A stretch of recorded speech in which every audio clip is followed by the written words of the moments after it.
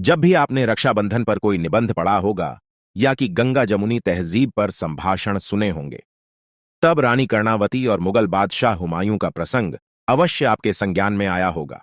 रक्षाबंधन से जुड़ी पारंपरिक घटनाओं और मान्यताओं से अधिक हमारी पाठ्य पुस्तकों ने हमें बताया है कि जब गुजरात के शासक बहादुर शाह ने हमला किया, तब चित्तौड़ की रानी कर्णावती ने मुगल बादशाह हुमायूं को पत्र लिखकर तथा राखी भेजकर सहायता करने का निवेदन किया। उत्तर प्रदेश बोर्ड की प्राथमिक कक्षा में एक कहानी राखी की लाज और कक्षा 6 के पाठ्यक्रम में रक्षाबंधन से जुड़ी एक कहानी, जिसमें पढ़ाया गया था कि चित्तौड़गढ़ की महारानी कर्णावती गुजरात के शासक बहादुर शाह के हमले से रक्षा के लिए मुगल बादशाह हुमायूं को राखी भेजती है और गुजरात के शासक बहादुर शाह के आक्रमण के खिलाफ मदद मांगती है।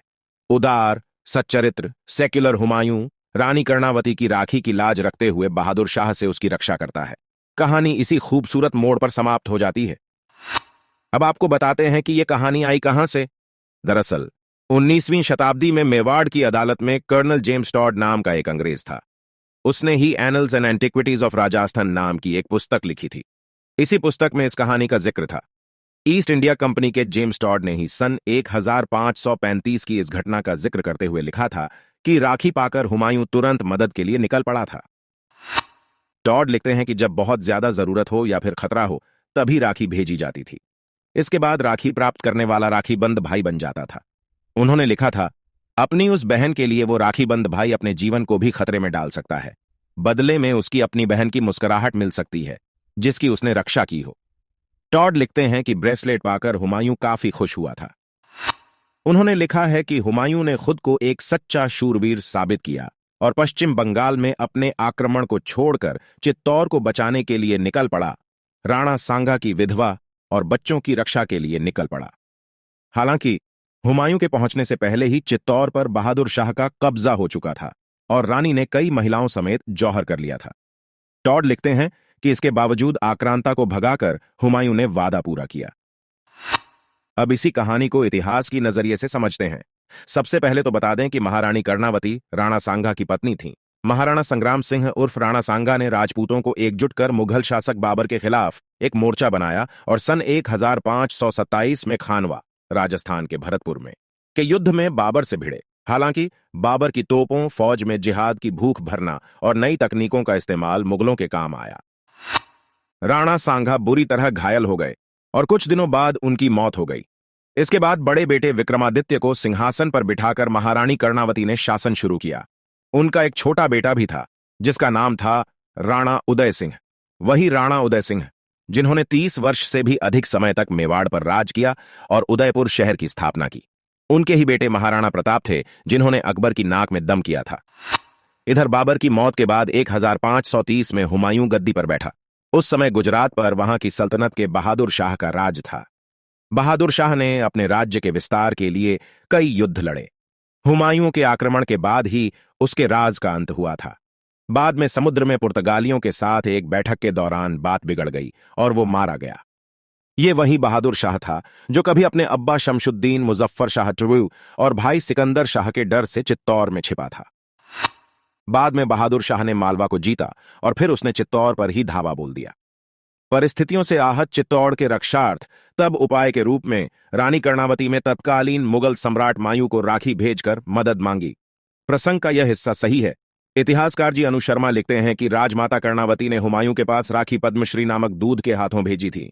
Activities of Rajasthan, history of Gujarat सहित कैम्ब्रिज हिस्ट्री ऑफ इंडिया में भी रानी द्वारा बादशाह हुमायूं प्रार्थना पत्र भेजने की पुष्टि हो जाती है। हुमायूं ने राजपूत दूध के साथ अच्छा व्यवहार किया। उसकी प्रार्थना पर वह ग्वालियर तक आया और 2 माह फरवरी तथा मार्च 1533 भी तक वहां रुककर आगरा लौट गया। अब यह बात जोर देकर कही जाती है कि ग्वालियर तक आना ही सहायता करने की नीयत को दिखाता है, तो जान लेते हैं कि जब कथित बहन पर आक्रमण हुआ है, यहां मुगल भाईजान ग्वालियर में क्या कर रहे थे। इतिहासकार एस.के. बनर्जी अपनी पुस्तक बादशाह हुमायूं में लिखते हैं, ग्वालियर निवास के 2 महीने हुमायूं ने उत्सव में व्यतीत किए। इतिहासकार एस.के. बनर्जी ने आगे लिखा है कि हुमायूं तत्काल युद्ध के लिए तैयार नहीं था। इस समय वह केवल अपने साम्राज्य की रक्षा चाहता था। क्या सचमुच हुमायूं रानी कर्णावती की मदद करना चाहता था? क्योंकि उसने ना तो चित्तौड़गढ़ में कुछ किया, ना ही किसी तरह का हस्तक्षेप। आखिर क्यों? सच यह है कि यदि हुमायूं चित्तौड़ की ओर बढ़ने का आभास भी देता, तो बहादुर शाह उस समय ऐसी परिस्थिति में नहीं था कि मुगल राजपूत संयुक्त सेना का सामना कर सके। उसे पीछे हटना ही पड़ता। अतः यह झूठ है कि हुमायूं किसी राखी की कद्र कर रहा था और चित्तौड़ अपनी कथित बहन के लिए बचाने की नीयत रखता था। कहीं न कहीं यह सत्य प्रतीत होता है कि रानी कर्णावती ने मुगल हुमायूं से सहायता के लिए पत्र भेजा था, परंतु यह सत्य नहीं है कि हुमायूं ने उस पत्र को स्वीकार करते हुए सहायता की थी और वहां आया था, बल्कि वह ग्वालियर में आकर रुक गया था। फर्जी इतिहासकारों ने यह कहानी गढ़ी कि हुमायूं रानी की राखी की लाज रखने के लिए आया, मगर जब तक वह आया तब तक देर हो गई थी और रानी जौहर कर चुकी थी। यह कितना शातिर तरीके से बोला हुआ झूठ है, वह इतिहास की वास्तविक पुस्तकों पर दृष्टि डालने से परिलक्षित हो जाता है।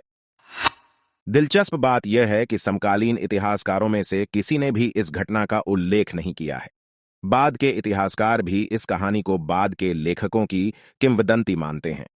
वामपंथी इतिहासकार सतीश चंद्र अपनी पुस्तक मध्यकालीन भारत का इतिहास में लिखते हैं, किसी भी समकालीन लेखक ने इस कहानी का उल्लेख नहीं किया है और यह सच नहीं हो सकता है। बहादुर शाह ने जब चित्तौड़ पर हमला किया तो उसे यह डर था कि कहीं हुमायूं उस पर हमला न कर दे, पर उसके मंत्री सदर खान ने उससे कहा कि ऐसा कुछ नहीं होगा, और जब बहादुर शाह एक काफिर पर हमला कर रहे होंगे तो हुमायूं बीच में नहीं आएगा, क्योंकि यह मुस्लिम परंपरा नहीं है। हाँ, चित्तौड़ पर जीत हासिल करने के बाद वह जरूर हमला कर सकता है। हुआ भी ऐसा ही। हुमायूं ने कर्णावती का पत्र पाकर भी साथ नहीं दिया था और बख्तवार खान के मिरात उल आलम के अनुसार बहादुर शाह ने ही हुमायूं से कहा था कि वह चित्तौड़ पर किए जा रहे हमले से दूर रहे, और हुमायूं इस पर सहमत हुआ और उसने अपने मुस्लिम होने का प्रमाण देते हुए एक काफिर राज्य की मदद नहीं की। पुस्तक the history of India for children खंड 2 from the Mughals to the present में अर्चना गरोदिया गुप्ता और श्रुति गरोदिया लिखती हैं कि हुमायूं तो चित्तौड़ पर सुल्तान बहादुर शाह के कब्जे के कुछ महीनों बाद चित्तौड़ पहुंचा था। वो तो इंतजार कर रहा था कि कब मेवाड़ का साम्राज्य ध्वस्त हो। इस दौरान बहादुर शाह भी खुलेआम चित्तौड़ में मारकाट और लूटपाट मचाता रहा। यह पूर्णतया सत्य है कि हुमायूं जानबूझकर नहीं गया और कर्णावती ने दुर्ग की शेष स्त्रियों के साथ जौहर कर लिया। यह चित्तौड़ का दूसरा जौहर था जो इस्लामी आक्रांताओं के कारण हुआ था, और यह जौहर इसलिए भी हुआ था क्योंकि एक मुस्लिम शासक ने दूसरे मुस्लिम शासक को एक काफिर को हराने के पाक काम से नहीं रोका था। एस के बनर्जी के अनुसार कुल 32,000 राजपूत मारे गए एवं जिसमें 13,000 महिलाओं ने जौहर कर लिया था। मिरात ए सिकंदरी में गुजरात विषय से पृष्ठ संख्या 382 पर लिखा मिलता है, सुल्तान के पत्र का हुमायूं पर असर हुआ। वह आगरे से चित्तौड़ के लिए निकल गया था। अभी वह ग्वालियर ही पहुंचा था कि तभी उसे विचार आया कि अगर मैंने चित्तौड़ की मदद की तो मैं एक प्रकार से काफिर की मदद करूंगा। इस्लाम के अनुसार काफिर की मदद करना हराम है, इसलिए देरी करना सबसे सही रहेगा। ध्यान दीजिए, यही हुमायूं जब शेर शाह सूरी के डर से रेगिस्तान की धूल छानता फिर रहा था, तब उमरकोट सिंध के हिंदू राजपूत राणा ने हुमायूं को आश्रय दिया था। यही उमरकोट में अकबर का जन्म हुआ था। एक काफिर का आश्रय लेते हुमायूं को कभी इस्लाम याद नहीं आया। हिंदू राजपूत राणा ने अगर हुमायूं को आश्रय नहीं दिया होता तो इतिहास कुछ और ही होता। मिरत ए सिकंदरी में एक और आयत दी गई है जिसे ताज़किराह ए बुखाराई में भी दिया गया है। ताज़किराह ए बुखाराई के अनुसार यह हुमायूं ने लिखी थी। वह आयत है और जिसका अनुवाद है, मेरे दिल का दर्द अब यह सोचकर खून में बदल गया है कि हमारे एक होने के बावजूद हम दो हैं। मैंने कभी भी आपको रोते हुए याद नहीं किया है। मैंने कभी सोचा नहीं था कि मैं इतना रोऊंगा। यह पत्राचार बहुत बड़ा है, परंतु चित्तौड़ के साथ ही यह पत्राचार समाप्त होता है। चित्तौड़ एक हिंदू राज्य था जिसे पराजित करना जितना आवश्यक बहादुर शाह के लिए था उतना ही हुमायूं के लिए था, क्योंकि काफिरों के राज्य पर हमला करना और नेस्तनाबूद करना ही उनके मजहब की सेवा थी, और उस सेवा में कोई मुस्लिम कैसे दीवार बन सकता था। इस पूरे पत्राचार से यह भी स्पष्ट होता है कि भारत में मुस्लिम शासकों ने मुस्लिम और हिंदू राज्यों के बीच अंतर रखा था और मुस्लिम राजा को हिंदू राज्य के साथ स्थायी शांति की अनुमति नहीं थी। एस के बनर्जी इस बात को अपनी पुस्तक में और स्पष्ट रूप से लिखते हैं। वर्ष 1533 में चित्तौड़ के राणा के साथ संधि के साथ बहादुर शाह के पास कोई ऐसा कारण नहीं था कि वह राजपूत चित्तौड़ पर हमला करे, क्योंकि उसे काफी धन दौलत और कुछ जागीरें चित्तौड़ से इस संधि के कारण मिल चुकी थीं। परंतु उसे इसलिए हमला करना था क्योंकि वह एक काफिर राज्य था। महाराणा संग्राम सिंह राणा सांगा के शासनकाल के समय सभी मुस्लिम हमलावर और शासक बाबर, इब्राहिम लोदी, बहादुर शाह आदि मेवाड़ के राजपूत राजाओं से दुश्मनी रखते थे और अपनी जीत तथा इस्लाम के प्रचार प्रसार में उनको ही अपनी सबसे बड़ी बाधा मानते थे। राणा सांगा ने मेवाड़ पर 1509 से 1527 तक शासन किया। इन 18 वर्षों के शासन में उन्होंने दिल्ली, गुजरात, मालवा एवं मुगल आक्रमणकारियों के आक्रमणों से अपने राज्य की रक्षा की। उन्होंने कुल 18 बड़े युद्ध लड़े थे। अप्रैल 1527 में बाबर के साथ हुई खानवा की लड़ाई में कुछ गद्दारों के कारण राणा सांगा की हार हुई थी। चित्तौड़ विजय के बाद बहादुर शाह हुमायूं से युद्ध के लिए गया और मंदसौर के पास मुगल सेना से हुए युद्ध में हार गया। उसकी हार की खबर सुनते ही चित्तौड़ के 7,000 राजपूत सैनिकों ने चित्तौड़ पर हमला कर उसके सैनिकों को भगा दिया और विक्रमादित्य को बूंदी से लाकर पुण्य गद्दी पर आरूढ़ कर दिया। राजपूत वीरों द्वारा पुण्य चित्तौड़ लेने का श्रेय भी कुछ दुष्प्रचारियों ने हुमायूं को दिया कि हुमायूं ने चित्तौड़ को वापस दिलवाया, जबकि हकीकत में हुमायूं ने बहादुर शाह से चित्तौड़ के लिए कभी कोई युद्ध नहीं किया, बल्कि बहादुर शाह से बैर होने के बावजूद वह चित्तौड़ मामले में बहादुर शाह के खिलाफ नहीं उतरा। भारत के इतिहास में रानी पद्मिनी का जौहर प्रसिद्ध है, क्योंकि उसके सामने कोई और झूठी कहानी खड़ी नहीं कर पाए यह इतिहासकार।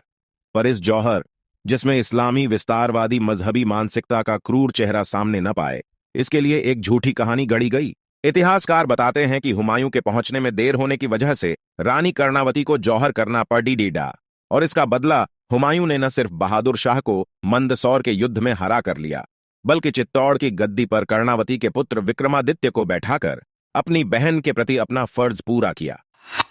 इसमें इस्लामी कट्टरपंथी विस्तारवाद का सत्य सामने आ रहा था, तो उन हजारों हिंदू स्त्रियों का दर्द दबाने के लिए एक झूठी कहानी बनाई गई कि रानी कर्णावती ने राखी भेजी और हुमायूं ने उस राखी का मान रखा, मगर उसे आने में देर हुई।